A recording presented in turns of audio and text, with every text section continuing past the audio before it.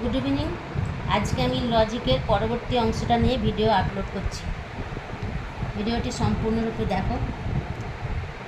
গুণ ও পরিমাণের ভিত্তিতে গ্রিক পণ্ডিত অ্যারিস্টটল বচনকে 4টি শ্রেণীতে ভাগ করেছেন।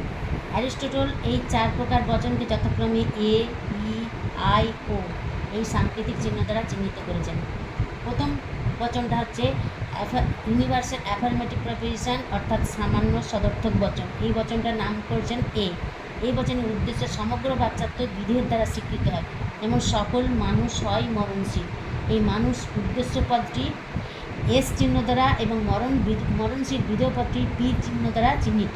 এই দুটো শ্রেণীর মধ্যে যে অন্তর্বৃত্তি সম্পর্ক তা হলো সামান্য সার্বিক বচন।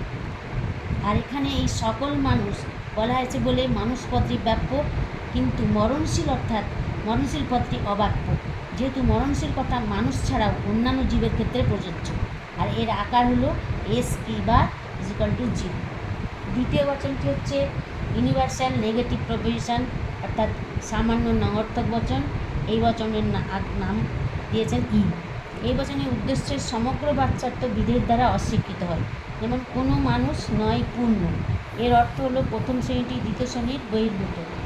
এর আকার হলো এসপি ইজিক্যাল টু জিরো।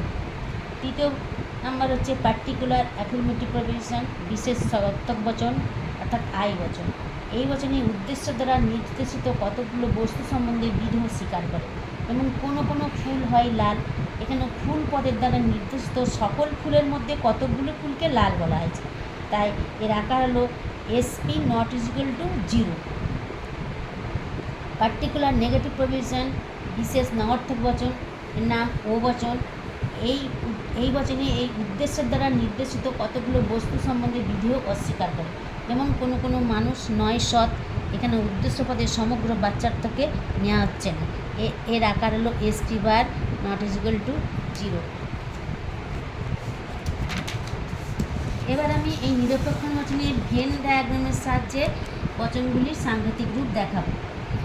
এখানে উদ্দেশ্য বিধেয় পদকে আমি বচনের প্রথম অক্ষর দিয়ে আমি দুটো বৃত্ত পরস্পর উপর চিহ্নিত করব, তারপর তার সাংঘাতিক প্রতীকী রূপটা ভেন ডায়াগ্রামে তুলে ধরব। যেমন দেখো, সাম মেন ইজ সেলফিশ। এর সাংকেতিক বচনটা হচ্ছে সাম এম ইজ এস। এর প্রতীকী রূপ হচ্ছে M S equal to zero. Venn ডায়াগ্রামে এম বৃত্ত এঁকেছি, এস বৃত্ত এঁকেছি।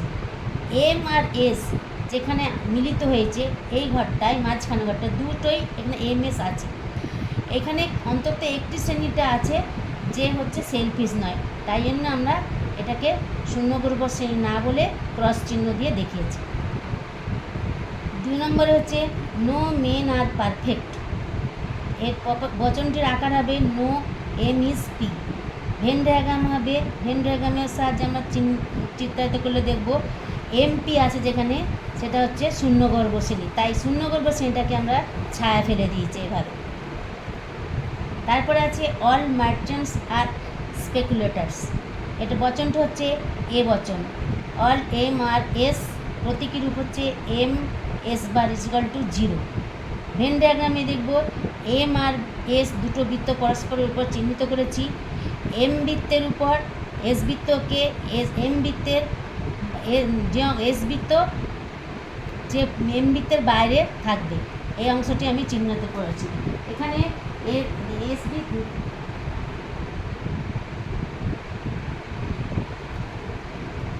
এস শ্রেণীর সম্পূর্ণ অংশকে এম শ্রেণী থেকে বাদ দিয়েছি, এটা হচ্ছে শূন্যগর্ভ শ্রেণী। Some virtuous persons are not happy. বচনটা হচ্ছে some V are not H.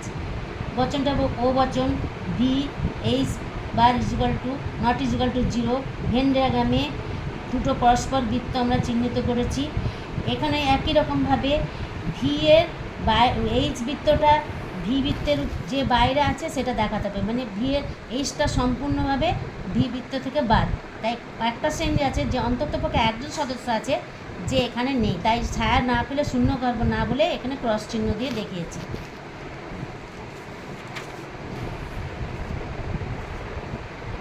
No shopkeepers are members. বচনটা হবে নো এস আর এম। ই বচন প্রতীকী রূপ হবে S M equal to zero. Venn চিত্রে এস আর এম যেটুকু অংশ আছে সেটাকে আমি ছায়া করে দেখিয়েছি। Some political leaders of high reputation are scandals, বচনটা হবে some P R S I বচন, P S not equal to zero, যেখানে পি আর এস আছে অন্ততপক্ষে একটি সদস্য আছে, তাই এটা ছায়াবৃত্ত না করে এটা আমি ক্রস চিহ্ন দিয়ে দেখিয়েছি। No modern paintings are photographic likenesses of their objects, E বচন। নো এম আর পি, প্রতীকরূপে এম পি, ভেন চিত্রে একে দেখায় এম আর পি, যেখানে দুটোই সদস্য মিলিত আছে, তার সদস্য নিয়ে এটা ছায়াবৃত্ত করে দেখিয়েছি। Some state employers are not public spirited citizens, বচনটা হবে some S are not P, প্রতীকরূপ হবে এস পি বা not equal to zero, Venn ডায়াগ্রামে এস আর পি, পি এর সম্পূর্ণ অংশ এসের ঘরে যা বাদ চলে গেছে, অন্ততপক্ষে একটা সদস্য আছে এসের ঘরে, সেটা দেখিয়ে ক্রস চিহ্ন দিয়ে দেখিয়ে দিচ্ছি। এটা শূন্যগর্ভ শ্রেণী নয়। আজকে আমি এই পর্যন্তই রাখলাম, ভিডিওটি লাইক করুন।